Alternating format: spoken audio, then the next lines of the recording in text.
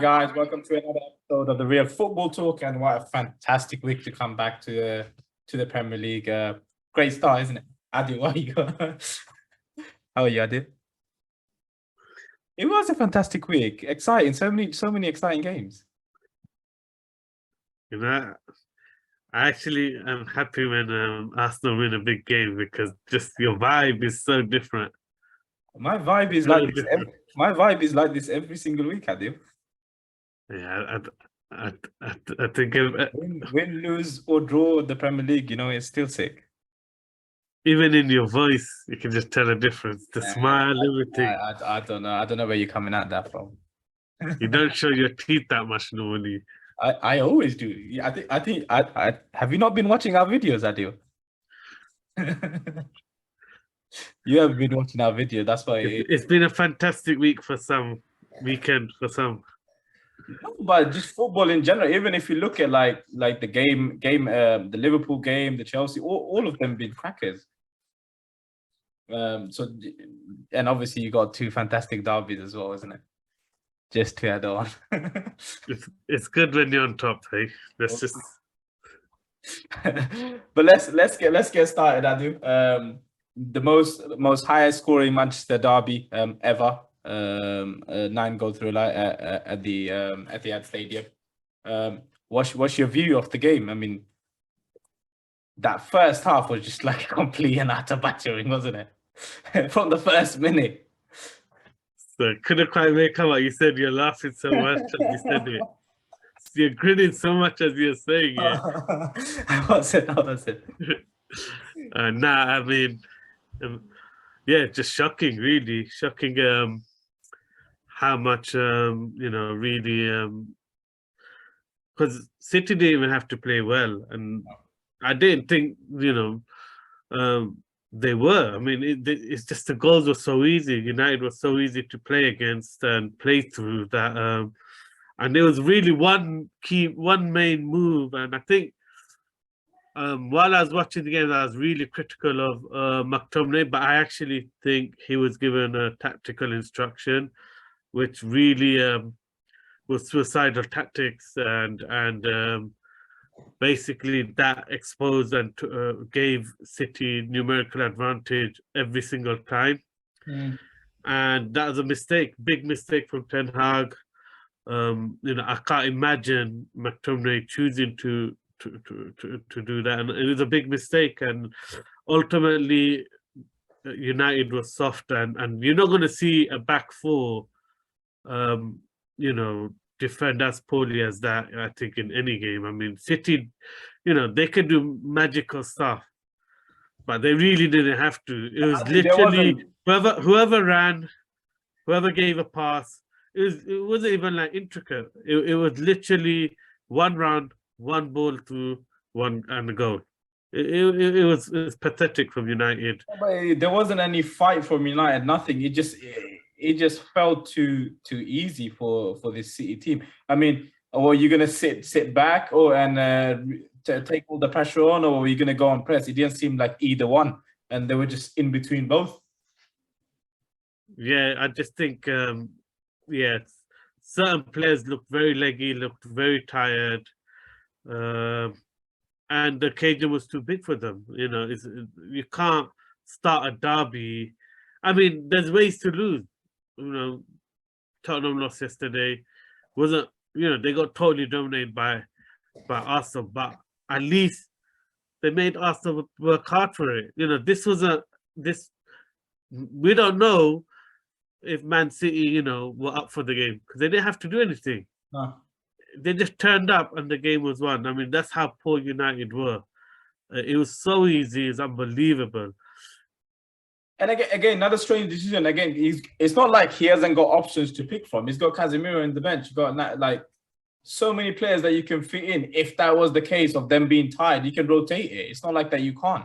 You've got the option. It's the case of a manager being stubborn, isn't it?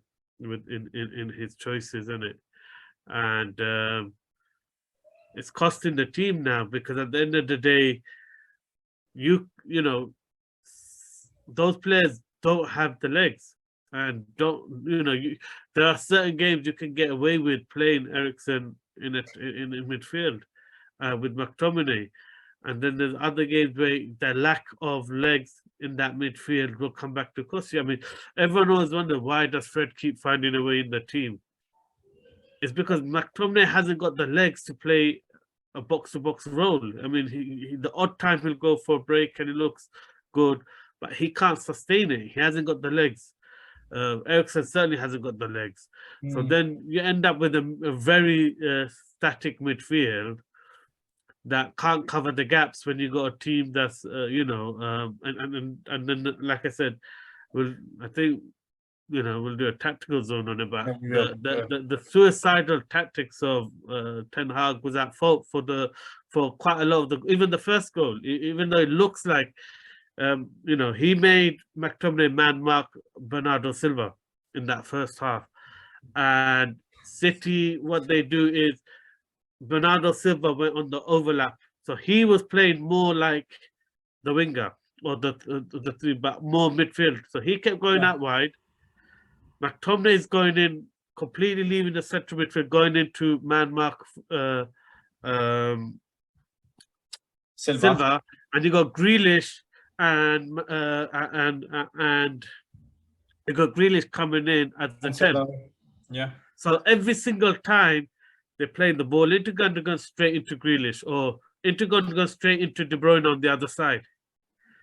And you're playing Eriksen, who's an attacking player. He's not even a box-to-box player. He's actually an attacking midfielder. He's like a number 10, isn't he?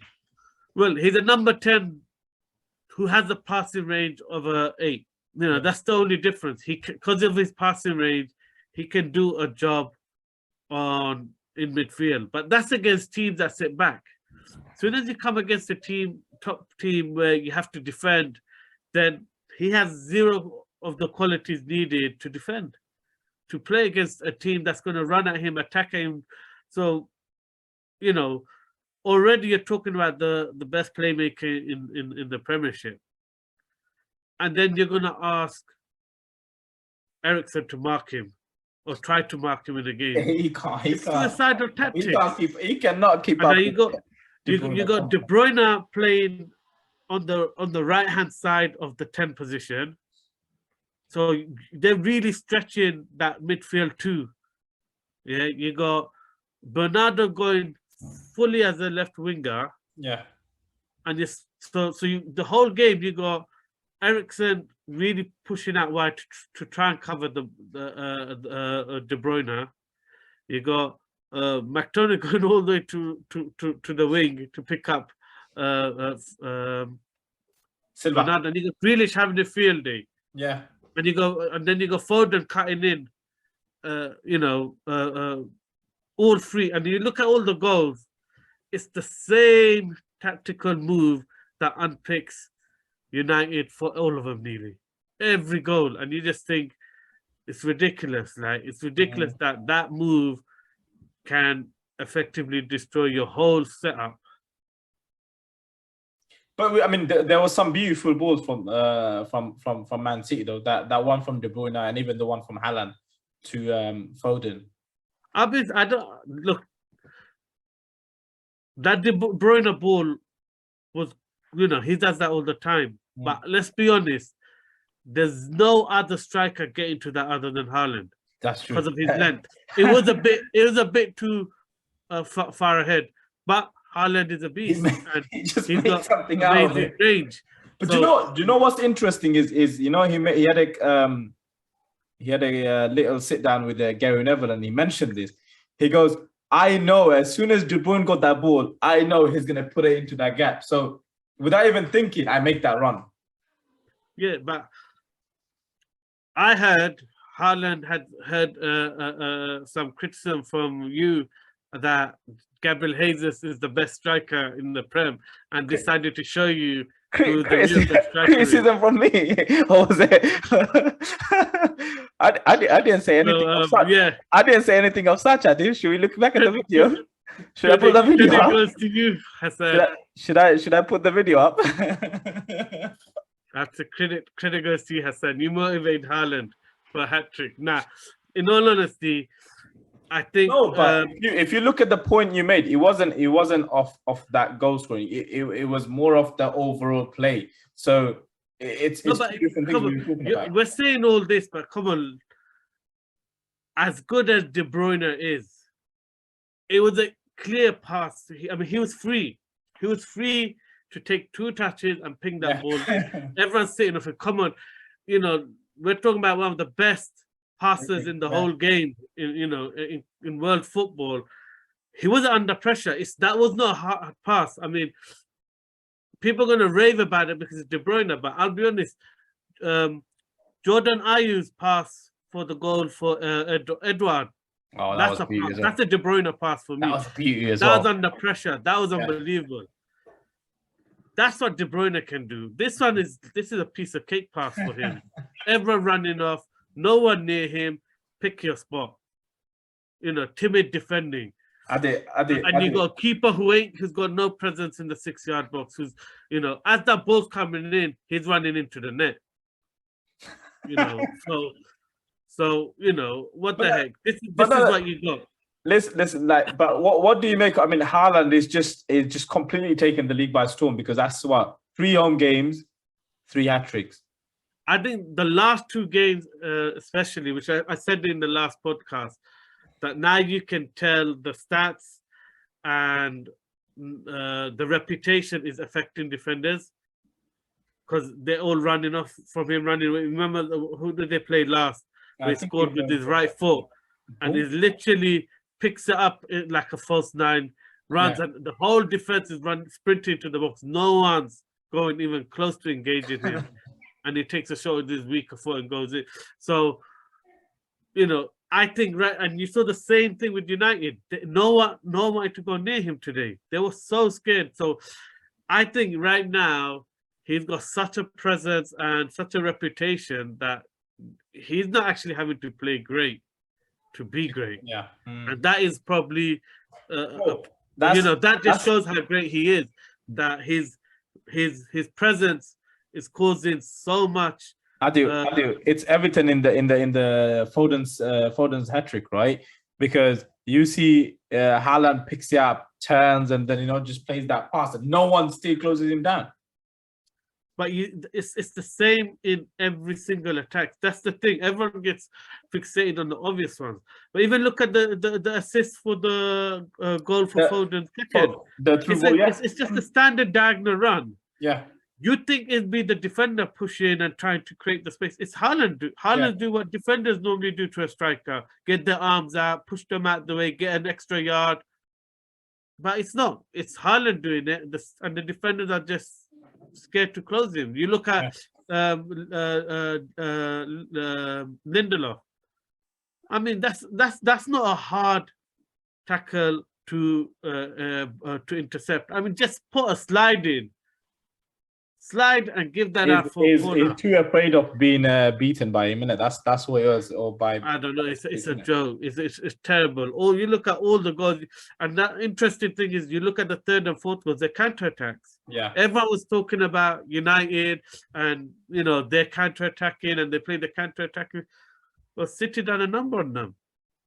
Even I think the 5th and 6th were counters. Yeah. But a couple in the second half were even counter-attacks, where they pick United off in their own half, quick, fast attack, one ball. Whether it's Grealish, whether it goes to De Bruyne, they're free all the time, because United didn't play with any midfielders. And they played with a timid back 4 who were just running back, didn't want to engage. Well, I mean, were there positives in the second half? I mean, getting 3 goals against City, or was it just a case of consolation? I mean, let's be honest, Hassan. Let's not beat around the bush. When I saw that lineup, I thought, whoa, might get a draw here. When I saw Gundogan have Presidium, Akanji and Aki at the back, I was like, whoa, this is like rubbing your hands, yeah. Well, I was thinking, you know what, we might get away with the draw here, but that's a joke of a performance, man. And these are the things that the inconsistencies is what annoys me. Is if Ronaldo was playing, and put the effort in that Rashford did off the ball today, Yeah. how many times would everyone be going on about his inability to fit into Ten Hag's system, his inability to press? I'm telling you, Ronaldo has never pressed as little as Rashford did today.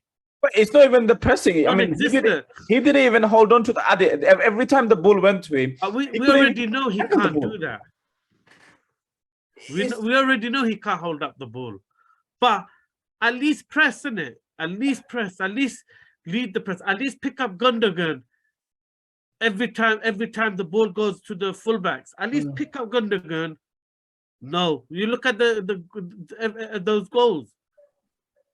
You know, and that puts pressure on Fernandes being open, trying to pick up Gundogan. That puts pressure on McTominay trying to go in tight on Bernardo. And then what happens? You got Grealish or De Bruyne free every single time. You got Foden free every single time. Because this is suicidal tactics. Yeah. United did not try and play on the counter. I think the arrogance got to them. They tried to play high press against City. You know what? At the beginning of that whole first half, it did not feel like they were gonna. Well, the way they were pushed back, it didn't look like it was a high press. It looked like just block it on the line. If you look at the goals, a couple of them are counter attacks because they're trying to high press. Yeah, and it's suicidal high pressing. You got your CDM going all the way, out wide. It's ridiculous. Like, what is McTominay on the pitch for? He's trying to go get goals when we're on the ball. It doesn't make sense. But is this what we're gonna expect from United this year? As in, it's gonna be like one step forward, two step back. It's because it's a building block, isn't it? It's still early days for that new manager. I think this is part of a step forward. At the end of the day, we've been saying, I know everyone else gets a bit carried away with, United winning 4 on the bounce in the league, but at least in 3 of them, they were kind of 50-50 games. To get it? And we've called it out as that. They're still a work in progress. They've done well to recover from the start, and they've shown a lot of strength in character to get back to it.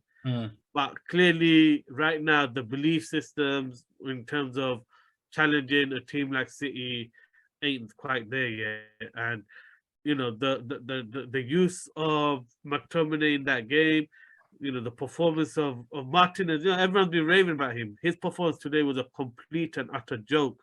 I'm telling you, Maguire doesn't play as bad as that. He was so afraid of Haaland. It was ridiculous. It was off the pace. He couldn't even, if you even look at that second Foden goal, the 4th goal, he's looking around, bruv, just get back to your position and block across. Yeah. How can you be that far back to the point where Malaysia can't even keep up with Foden? Again, that goal, really intelligent play from Foden. He gets across his man, stops Malaysia from being able to sprint back in time, and then gets it. It's just real clever play. It's the little things that City done so good that made everything look easy. But these are the great details. These are the great details that Pep works in his team with, and he talks about it, how working in those minute details makes them so good. So it makes everything look easy, and it's just super intelligent. Yeah.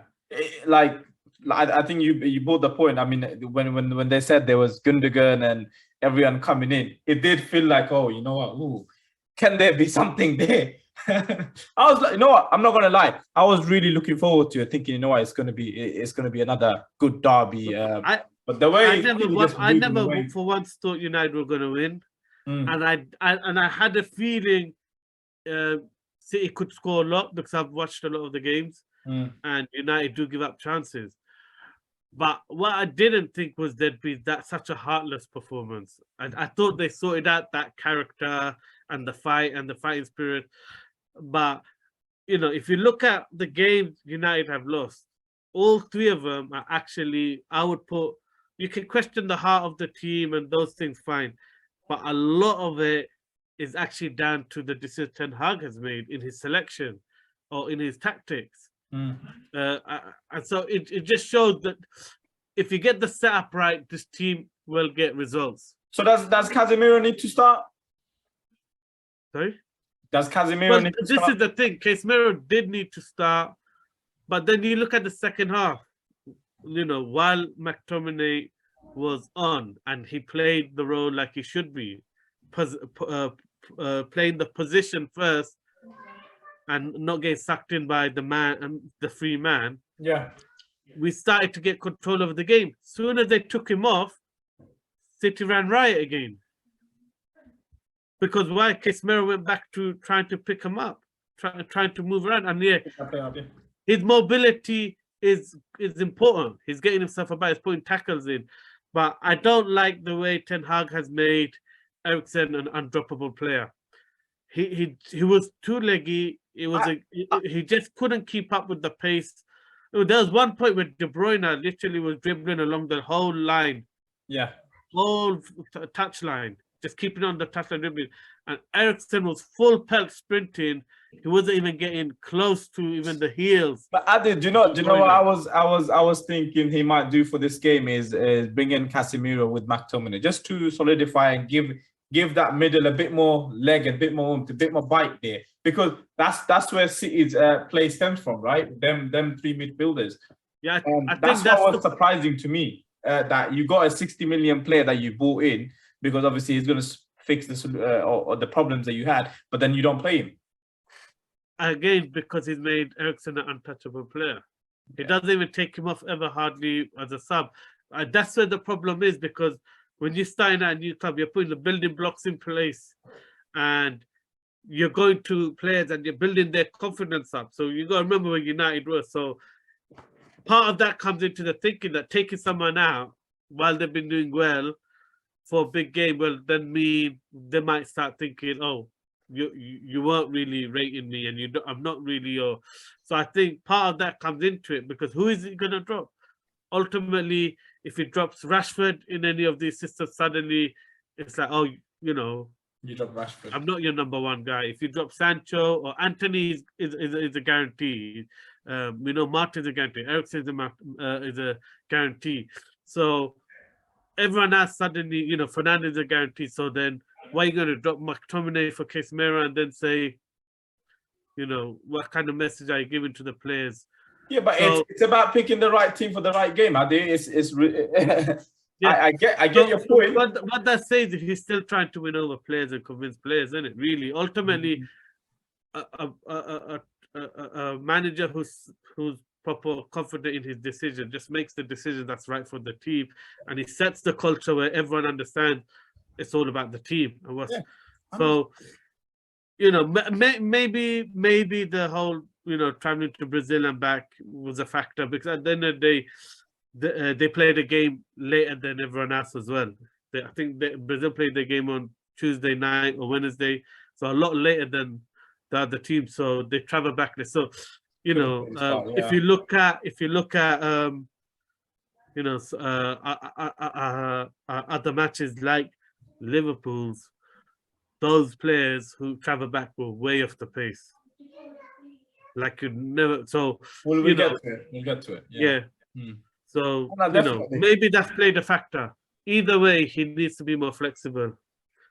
Yeah, that's it. Even though obviously I get your point about the traveling, but I'm sure Casemiro. I think if he was played in there with McTominay, probably would have given them a bit more of a solid start, and then obviously switch him up at 60th minute. The problem is he didn't want to make a tough decision between Rashford and Sancho, because Anthony, Fernandes and Eriksen are undroppable in his eyes. So yeah, let's just quickly touch on see how. What does it make for them and for the title? They're just blistering teams away. Just I think all it means is more people are going to get scared of Haaland and scared of City, because they didn't have to work hard for this win, but it's still a demolition. Yeah, it's still so clinical. The way they put away those chances is devastating, and it just shows they're getting sharper, because quite a lot of these type of chances they were creating as well. I mean, how many chances has Foden missed? Decent chances this year, quite a lot. A lot of it's been his touch or something's let him down. He looks sharp now. He looks like he's proper on his game. It looks like all of them, and we all know that Pep gives his players full 4 weeks off. They always start a bit slow now because of it. But they're starting to hit their stride, and if you're scared about them before the international break, it just seems like they're warming up for the right time, because obviously they got Liverpool coming up in 2 weeks. Oh, what a game that's going to be. And guess what? They did this last season where they started to warm up a month later than everyone else. And then they started to hit November and December in full form. And then just completely run away from everybody. Yeah, so like I said, even though I'm expecting a kind of bit more of a challenge, and I think if teams... Again, look, United scoring 3 goals, it just shows. Newcastle scored 3 goals.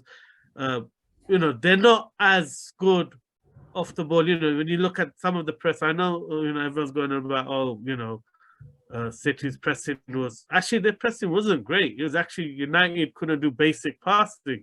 They're giving the ball away. They were poor on the ball, yeah. Half the time is after they beat the press, they gave the ball away. So there is issues with City off the ball, but maybe there ain't a team good enough to even challenge it. But it makes up for it, because they, by the time they're 2-3-0 up at you. So yeah, I mean that's the thing. Maybe it kills there's less emphasis. Maybe there's less emphasis on the collective work off the ball, because they are so devastating at attacking now, and they got so many weapons. But just imagine when some of these players eventually become intense off the ball. Yeah, that's a scary that's a scary look. Could you imagine Haaland pressing like Julian Alvarez? Oof. Yeah. All of a sudden. Yeah, it's dangerous. Let's move on. Other derby, North London derby. 3-1 win for Arsenal. Don't say anything, Adil. I know you're waiting to make a comment. What did you make of it? Before I give you my rundown, I think you should start on this. You want me to start? Yeah, since you let's what did you make of it, Hassan? I thought we started really well. The first 10-15 minutes, as expected. You know what? We gave away a goal from our own issues that we create, and where I thought about we made 3 different mistakes, which led to that goal, or the penalty itself. But again, that's us causing issues for ourselves. That's why I said even last week when we were speaking about this, I said no matter what happens, we're gonna give Tottenham a chance, and if we give Tottenham a chance, they're gonna score. But what I was really pleased with this is the mannerism of us stepping up. Even straight off, we got a bit lucky with the goal, but you still got to be there, got to be hungry, and the little tweak of Arteta made that difference of freeing up Saka 1-on-1 to get that second crucial goal. What did you make? I did think Arteta really made that tweak. I thought they were doing the same thing in the first half. They're getting the ball out to Saka. Clearly, they might have identified Song, is tucking in too much, and that was a big part of the first goal. Was because they kept giving the ball to Saka. Song kept doubling up so that he can't cut in on his left foot. It was either Song or Højbjerg, yeah. Yeah, he's overcompensating. So then suddenly they're light. They ain't got enough numbers, and then that left Partey free because the other defensive midfielder picking up other runners. So that leaves Partey free to hit the shot. So I do think, I don't know if he tweaked it, but that whole over-respecting the threat of Saka, which I don't disagree with. He showed in the second half when you leave him 1-on-1 what he can do anyway. So it was a big factor in the first and the third goals. I just felt also like Tottenham kind of tactically slightly got it wrong as well. Potentially not having an extra midfielder in there, because obviously if you look at it, it was pretty much like a 5-4-1, and they were so deep. Pretty much like the midfield 4 was at the edge of their box, and it's just inviting Arsenal on. And obviously, the way Arsenal are playing now with the two sitting back, the two defenders, and the wing backs coming back, coming inside, Kane is just crowded out. So it just kind of fully played into Arsenal and their game plan. I'm not sure. I mean, I don't know, because I thought after the initial, burst from Arsenal, Tottenham came into the game well, and I thought they looked a real attacking team. They were cutting through Arsenal at ease too, which is on counter, on the counter, yeah. And they had plenty of really good chances where on the counter they could have exposed, but Song had the off day. I think he messed up about 4 or 5. Yeah, easy 2 balls. 2 chances in the first Easy half, 3 balls. So I actually thought, all right, the first 5-10 minutes they were way too deep and way too much respect to Arsenal. But once they started to get a foothold in the game, it was quite an entertaining game. I mean, I thought it was starting to become a bit more even up until the penalty. Up until Spurs scored, then suddenly, and that's the thing I really liked from the performance was Arsenal's reaction to conceding the penalty. I do think Tottenham helped encouraging Arsenal by going so deep straight away again and being so defensive. And the thing is, what does this Arsenal team want to do? They want to attack. Yeah. They're committed to playing their game, that, really free-flowing football. Arteta's definitely, taking the reins off the players. And, if anything, they got too many players thinking about attacking, and that's the only thing that criticism I have is going forward, they will get picked off like this United team got picked off because they got too many players just looking to attack. Other than Ben White, even Saliba wants to join the attack. You got Gabriel wanting to join the attack. They haven't got enough defensive-minded players. But against a team that sits back and gives that much respect, it played into their hands. And they took full advantage and they fully deserved the result. And, the second half got spoiled, no doubt about it. Yeah, definitely. That just made it such, it made it a celebration. It was like a carnival. That second half was like a carnival. The fans are just taking the mic. I was loving it. I was loving it. It was payback for last year when Holding got sent off. You know what? Have the same, isn't it? Yeah. See how it feels now, isn't it? It's not that easy, isn't it? Being a man down in a derby. Yeah, but I thought, Arsenal played well. And then, that's the frustrating thing is Tottenham are a better second half team. So it would have been interesting to see. But again, Arsenal started the second half on fire. Yeah. We don't know. Do you know the other thing I like is how they kind of quickly killed the game off and how slow Conte was to making his changes. Obviously, he got Emerson went off, and he didn't see any reaction from Conte in terms of bringing a sub on or changing something. And Arsenal took full advantage of it. And Granit Xhaka goes and scores. I think what you can see was he was getting people warmed up and he was thinking about his options. At one point, he had 5 subs, then he had 4 subs. Yeah, I think you can tell he didn't know which options to make, whether to sacrifice a striker, because obviously, Richarlison was happily filling in at right back, and probably part of him was thinking, should I go with this? You could tell he was overthinking and just wasn't prepared to make that.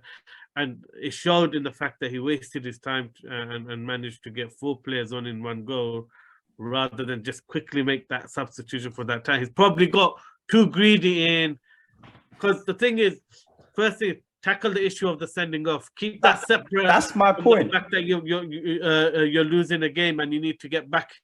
So I think he tried fixing everything wrong with Tottenham in one go, and he deliberated for too long. It just backfired.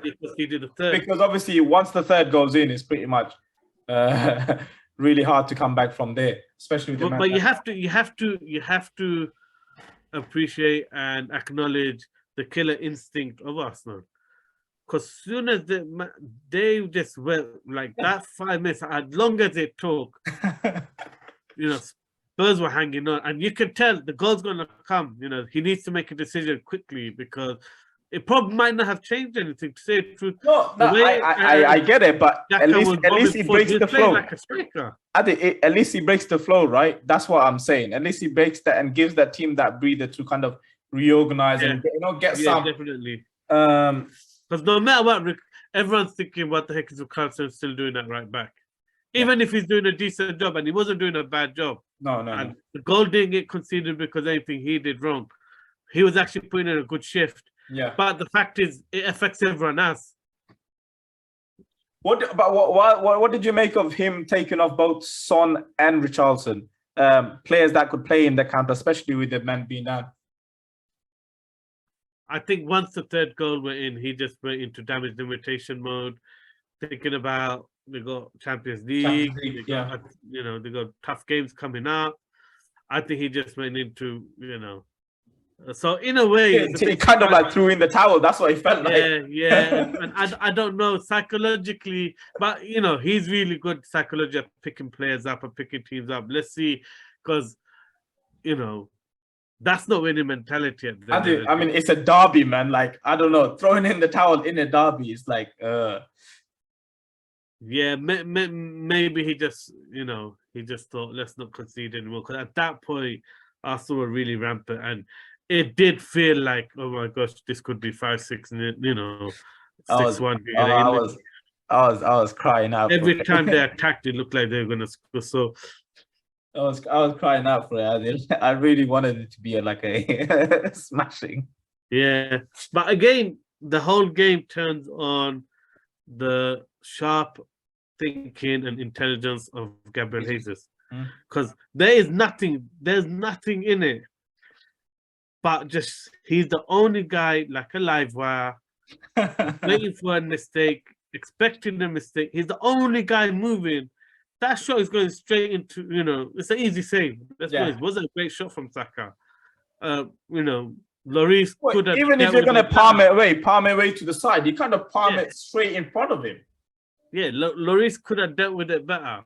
But there's only one guy moving around like a jack in the box, looking to pick a mistake off. And that's that sharpness, that concentration, that attentiveness to details. It's what makes him stand out. I mean, he really made the goal out of nothing. And that's all down to his sharpness of mind, sharpness of thinking, his intellect. So, you can't understate how much he brings. It's not, there was that great run in the first half where he nearly scored a worldie. Oh, yeah. He's done that a couple of times this season. He's messed up on the finish. But it's that speed of thought, man. It's the little things he's doing that is just unbelievable. He totally made a goal out of nothing with that. What does this mean for Tottenham? I don't think it means like it doesn't change much. I mean, they're building something, isn't it? They're not.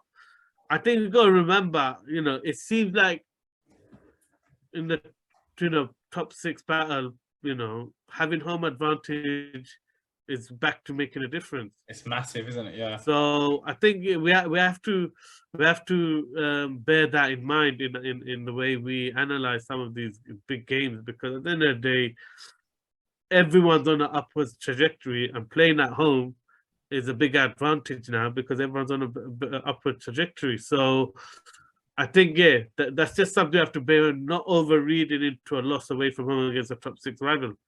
The statement is if you win a big team away from home. Yeah. That's, I think, is the main thing. But I wouldn't overread into it. I would still say it's big for Arsenal, considering how they struggle with the big teams recently, whether it's home or away, because we seem to be struggling a lot picking up points against them. So in that sense, for me, it's big.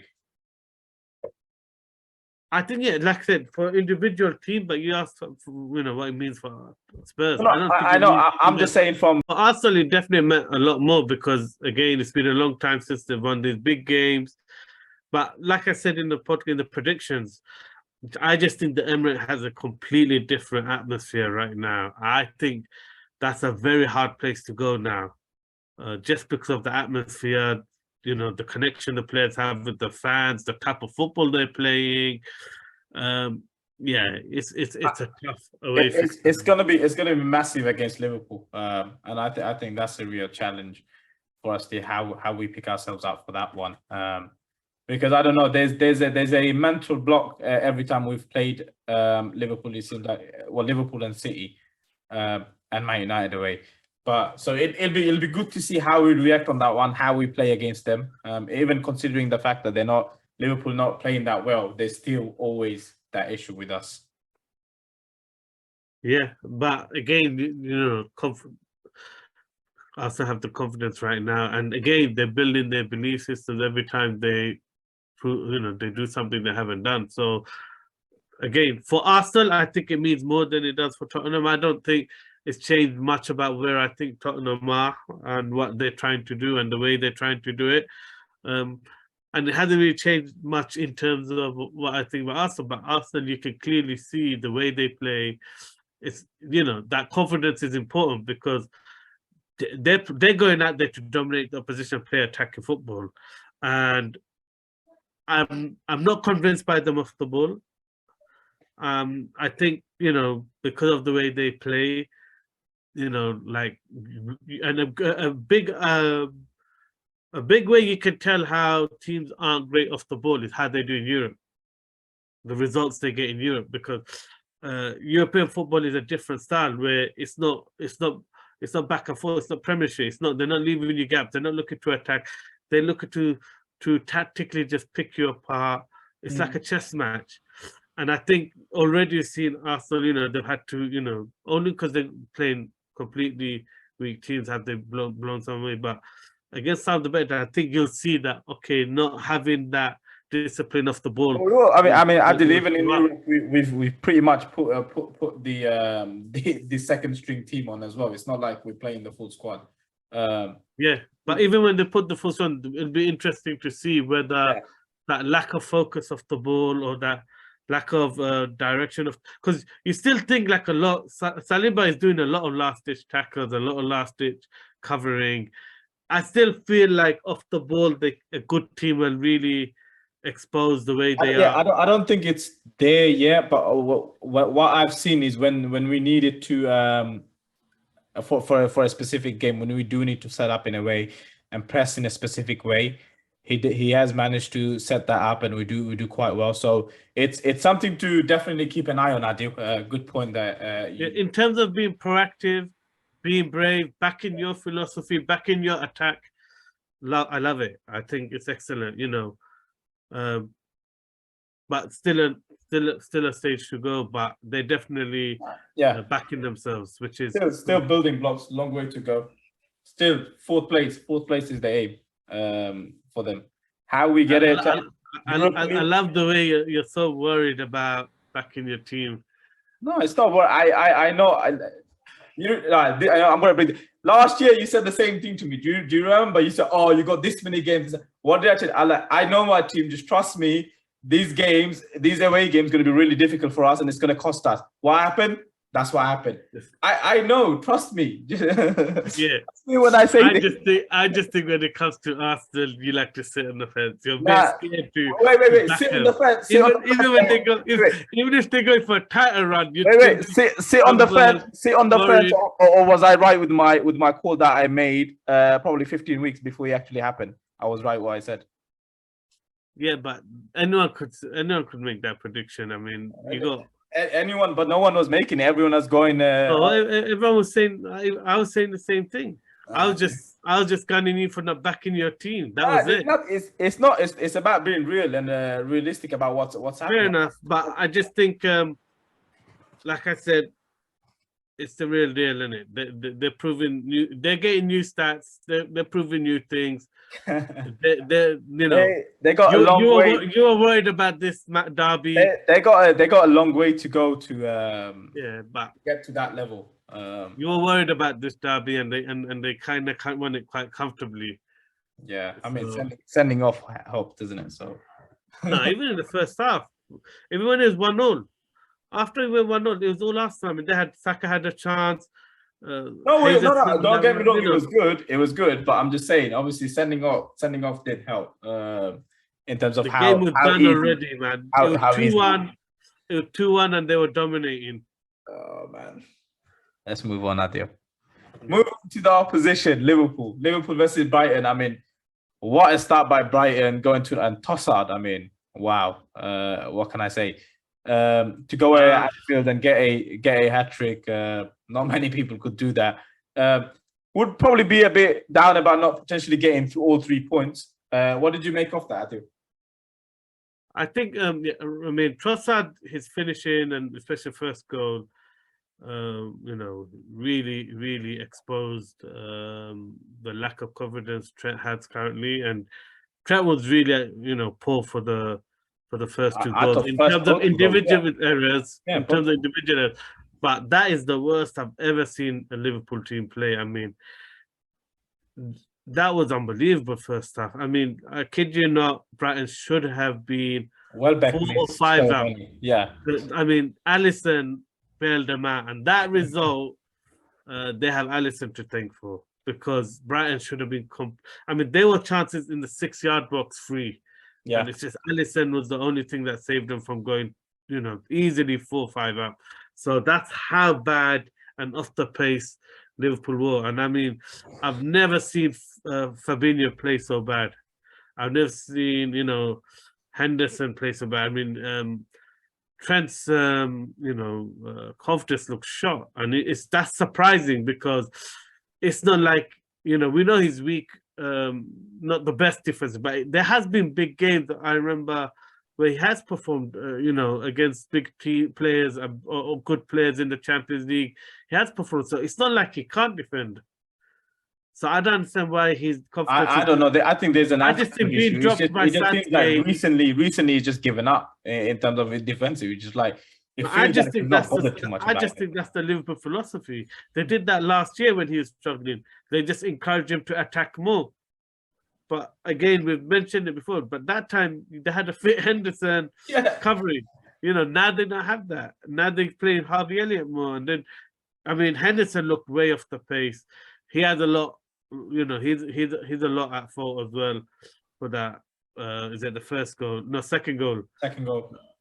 You know, that's just poor midfield play. You know, trying to flick at the ball is way too weak. But you know, again, similarly to the way City played, Brighton were very clever in the way they spread the midfield three of Liverpool, and it was really intelligent. It's really good play. You know, you didn't every time the ball went to Solly Marsh, Pascal Gross would go out on right. So then what happened is, you know, either Thiago's going out to Solly Marsh, suddenly Pascal Gross is going out to the right wing. So that's pinning any press that Tsimikas can do, and then Solly Marsh is just running too free like an attacking midfielder. In the diagonal, you know, the gap left by Fabinho, he's just exposing. And I thought it was really intelligent play, and they kept doing it. So you can see how De Zerbi is going to set his team up. It's going to be quite intelligent. It's going to be quite systematic. They're going to look to intelligent rotations, expose the center of your pitch, you know, center of the, and it's just really good. But you know, the other thing is continuous. They continuously picked at that left-hand side of Liverpool. It wasn't just once; it was just continuous bombardment on that side. If you've seen, all the attacks happens on that side. But it was the same move. It was because they didn't play with the same setup on the other side. Because they never had anyone to go in. You know, if Estupinian, you know, drawed in the press, they never had anyone to rotate to play, go onto the left wing. So what they only did it on that right hand side, and quite a lot when they switched the play, like, you know, for the second goal, they switched the play. Then Welbeck runs into the channel, and, you know, plays the ball back for March to play into Trossard. But the point is, it's the ease in which they're doing it, and even even in the second half, I mean, Van Dijk just looks a shadow of the defenders. He's so far, off the pace. When Liverpool went 3-2 up and Brighton started to attack again, it really showed how badly off the pace Van Dijk is and the errors he's making. Look at even the third goal, I would put it down to him as well. That third goal. But even the header, there's a header where Alisson again saved. But I could not believe how much Van Dijk was sitting off Welbeck for that. The warning was there, Adi, because just before that, Welbeck missed another one on the 6 yard. Yeah, that's he went to his leg. Yeah, so there's two things, because obviously I don't know about you, but it just seems like initially that press isn't there for Liverpool. It seems like they're not pressing like they used to. So then you can obviously have your defensive line and everyone crowded in. So it's not there. So now teams are obviously able to pick up that pass or pick up that crossfield ball with a bit more ease. And then obviously that structure or that right-hand side isn't fully there with the cover of Henderson, etc. So it seems like there's two different things that's causing a major issue for Liverpool and keep conceding goals. I mean, I would throw caution there because of the fact that I actually think Brighton set up to expose the way Liverpool press, in the sense that they always one of the wide strikers always comes in to press the second defender, and most of the time it's Salah, and they leave the left back for for Trent or one of the midfielders to go out to. And Brighton specifically played for that. I mean, the only time they look like they're going to concede or mess up in the first half was when Veltman gave the ball away, because he's overplaying it. And Kapta is trying to play some silly passes with his left foot, his weaker foot, and he went straight to a Liverpool player. Yeah. But what that showed, and certainly showed me, was it's definite tactical ploy to force one of the midfielders to come out to the third centre-back, because you got Firmino picking up one, then one of the wingers, Diaz or Salah, depending which side they go, is going to pick up the other. So they're deliberately keeping the ball for the press to come and then force Thiago to go out wide to Solly Marsh. So I just thought, all right, yeah, their pressing ain't as good, but also they're getting set up. They're really getting set up by an intelligent team. Do you think Klopp picked the right lineup then? Because obviously he started with Carvalho and then he literally took him off at half time. I think he was obviously worried about the amount of minutes the players played on international duty. And that's the thing, like I said, you have to bear in mind the South American teams played on a Tuesday night or when it's going into Wednesday. So that's a big difference. Yeah. Not only are they traveling, but they actually playing the game later and coming back later. And Fabinho's performance, I mean, he looked so I've never seen, I was sure he must be injured or something. That's how much he was barely moving in that game. And it just shows you all these teams, and I would say the thing I rate most about these top managers is how they manage to get these players playing at their peak that consistently, because as soon as they drop off 1 or 2%, you lose, you draw. It's a miles, yeah. It's major difference, isn't it?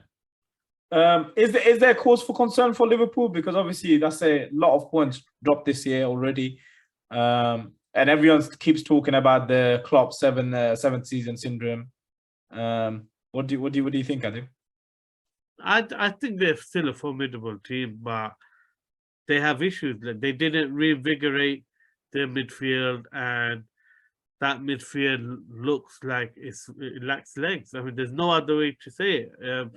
Thiago looks like their most fittest midfielder, and he's that's concerning. And he's the only one who seems like he's got the energy to press the way with the intensity that we're used to seeing. Henderson has not got the legs at the moment.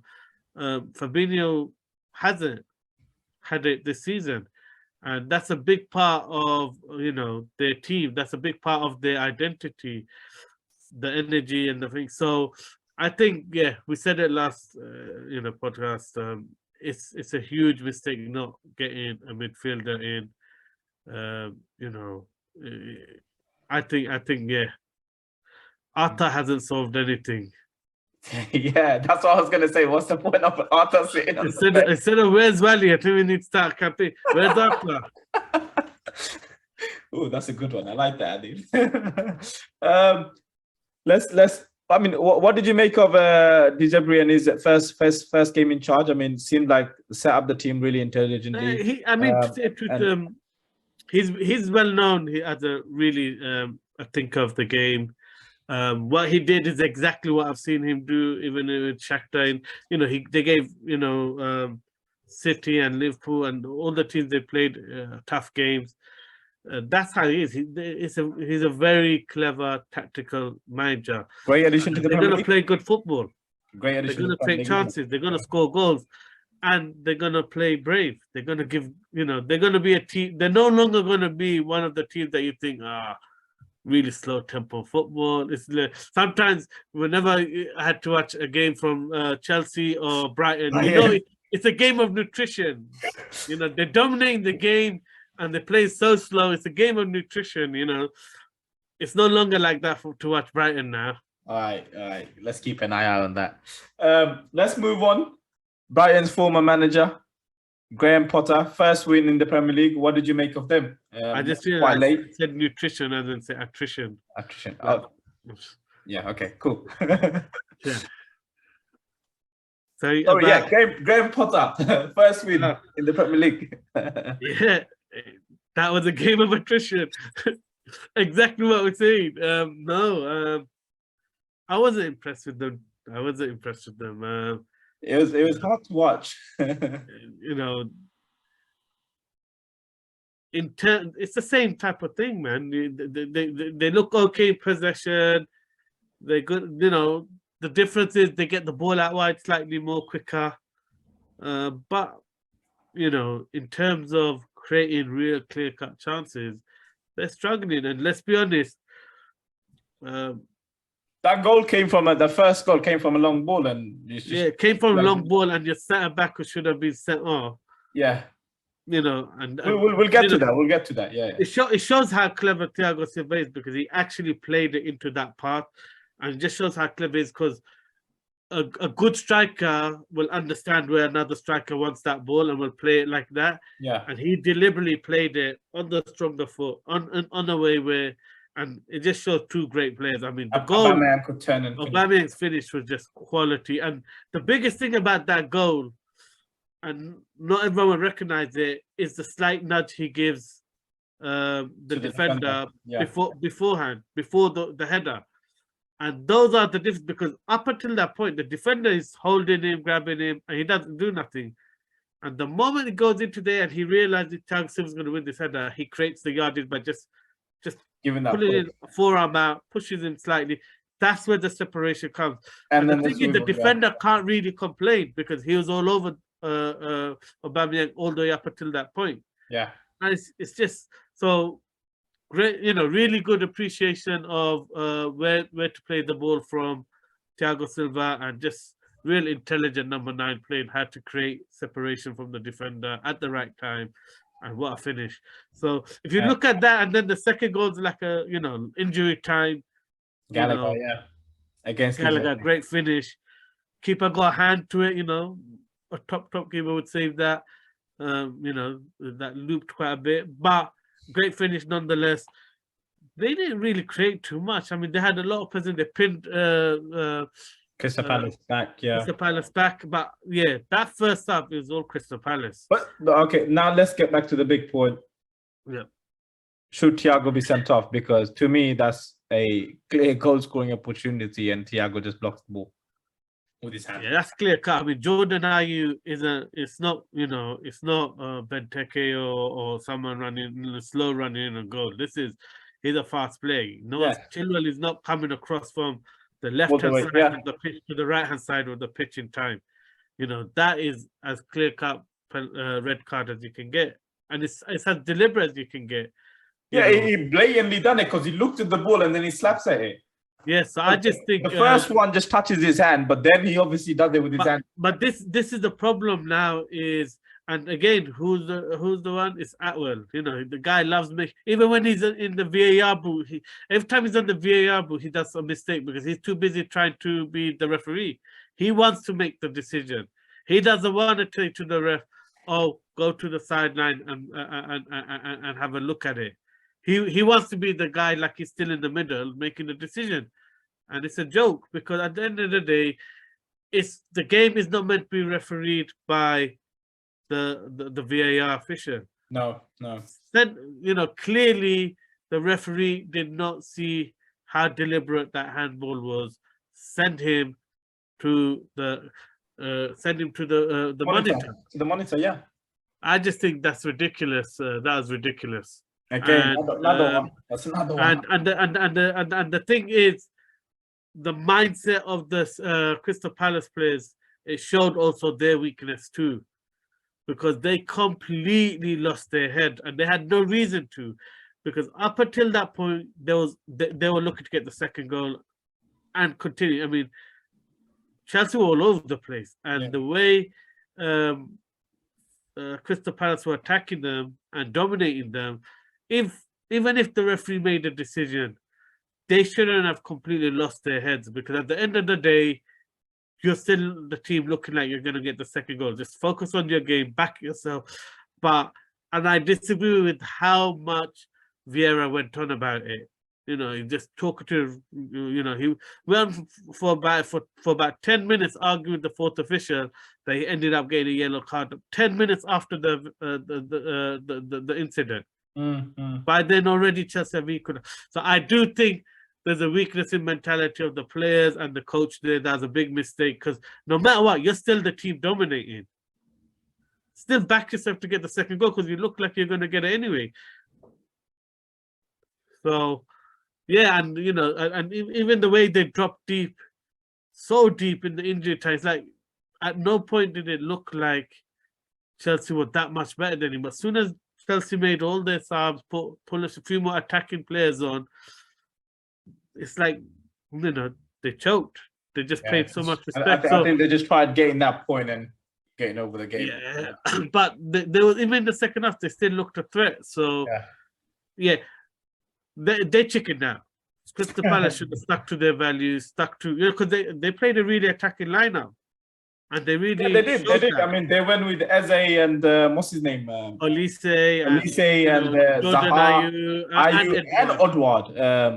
And that's what was causing Chelsea the problem. You can tell Chelsea was not expecting such an attacking lineup.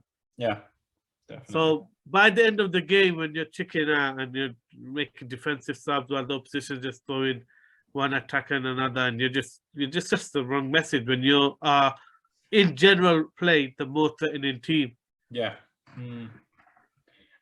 Is there any concerns for Chelsea fans looking into this game, or is it just obviously new manager still settling in? Why? I mean, I think you can't overread into things. They won. Move on. That's the main thing. As long as you're winning, there's nothing to be worried about, because everything is a development. Everything is they're going to progress. If we overanalyze now, when they do hit their stride, we're going to, that's the thing. So all these teams are just going to improve and keep improving. Still early on. If they drop in points, the pressure would be there, and it'd be harder to build. But while they're winning, or scraping results, it's just buying them more time.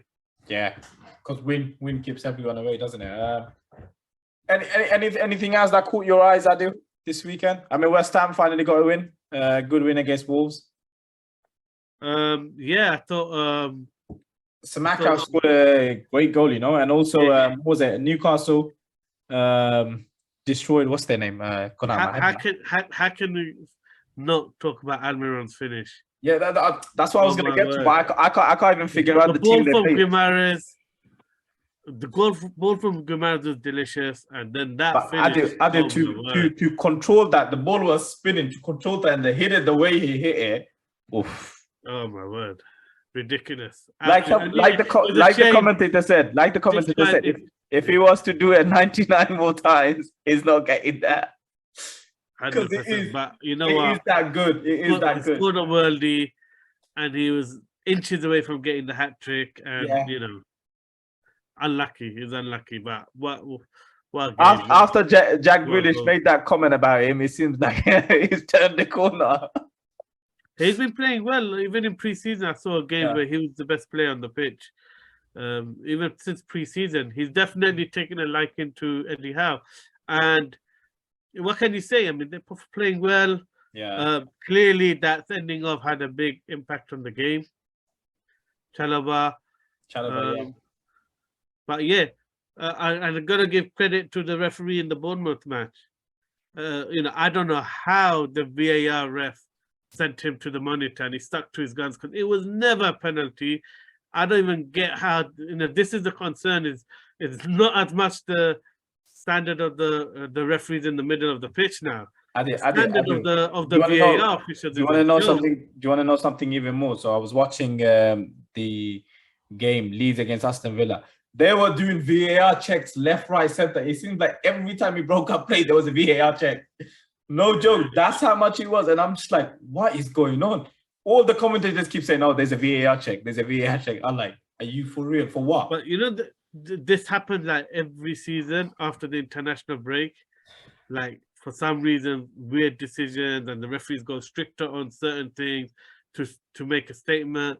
They do this every time, but the problem is the only statement they're making this round is that they're incompetent. They don't know what they're doing, especially their VAR official. How you can refer that, you know, I think Zamora running, the guy didn't even have the ball. Just ran over someone sliding. Didn't even have the ball. How you can refer? I'm like, you can't be anyone who understands football if you're referring that for penalty and for the referee to check that. I'm so glad that referee is a new referee. By his gun. Yeah, stuck by his gun. Yeah. That would have absolutely infuriated everyone. That's the most ridiculous thing ever. And this the thing, they're impacting too much. They're having too much of a say and too much of an influence, and it does make a difference. And we've seen it last year. It made huge difference in different teams.